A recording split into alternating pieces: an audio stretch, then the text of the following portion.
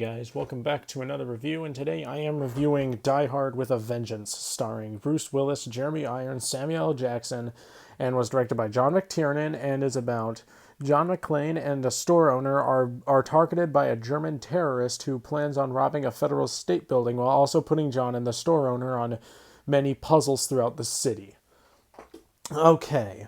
So, I know you're probably thinking this is not a Christmas movie. I want to first say, it still kinda takes place around Christmas. I mean, I think there's like one line of dialogue that says it takes place around the holidays, but this is not like Die Hard 1 and 2 where it kind of counts as a Christmas movie, because this one doesn't have the festive feel to it, so I don't count it as a Christmas movie.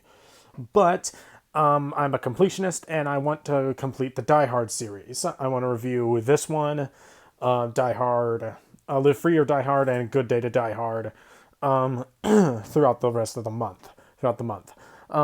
So yeah, let's talk about this one. This is my favorite Die Hard sequel.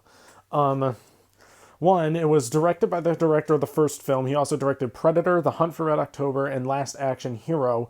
And say what you want about some of those. I don't love them, but I love Predator.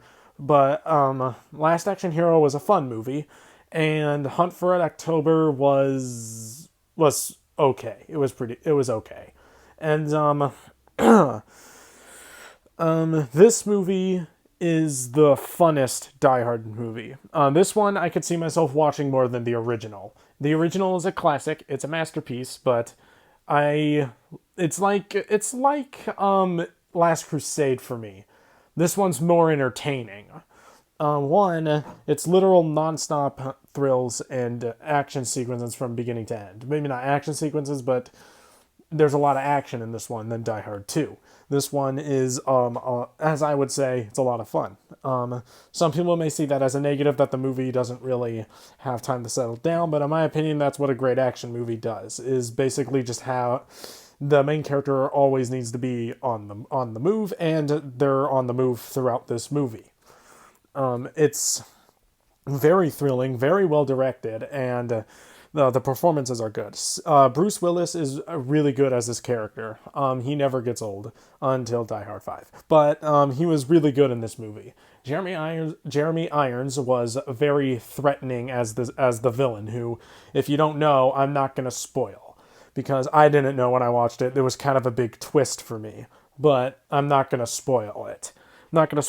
Even though I don't consider it a spoiler, I'm still not going to say who it is in case you don't know. But he was great as this villain. And Jeremy Irons is really good at playing villains. He was easily my favorite part of The Lion King, besides, the animation stuff. That's another review. That's a review for another day. So, and then there's the scene stealer, Samuel L. Jackson. Oh boy, he knocks it out of the ballpark in this movie. He's so good in this movie. Not his best performance, but, he's really good. What's going on out there? Sorry.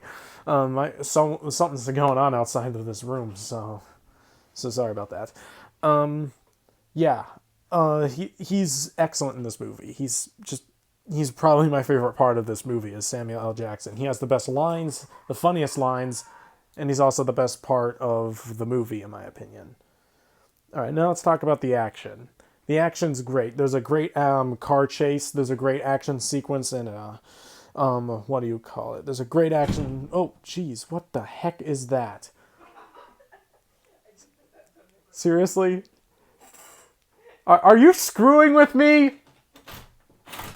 Sorry about that. That was my brothers. They're flipping out and just kind of screwing with me right now.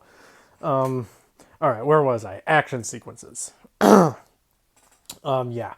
There's a really good action scene on a boat. That's probably the best action scene in the movie. And the ending... no.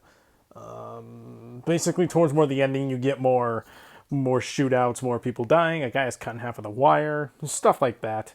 Good, squeaky clean PG-13 violence. I'm kidding, this movie's very bloody. But easily the most entertaining sequences are the trap sequences. Not really like traps, they're more like disabling bombs or something. They're They remind me kind of a bit about Jigsaw from Saw. They kind of remind me a bit of that, only except without someone dying, or it's not like if they fail it, one person dies. If they fail it, they all die. So they're thrilling, but also kind of fun. Okay.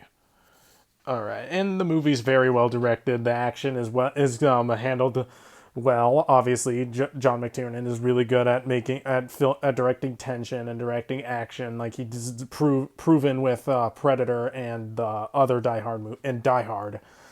Um, all right. Now let's. I only have two negatives in this movie. One is that the plot gets a little convoluted towards the third act. It gets a little, a little feels like it's going on too long, and you're just like, all right, movie, wrap up. And then there is the ending, which originally was not supposed to be the ending. I do not really like the ending to this movie. I don't know why. It felt rushed. It really did. I heard there's an alternate ending, and I heard that one is way better. And I know what the alternate ending is, and it is way better because it's just better. All right. So in conclusion, Die Hard with a Vengeance is a very fun movie and is probably my favorite Die Hard sequel.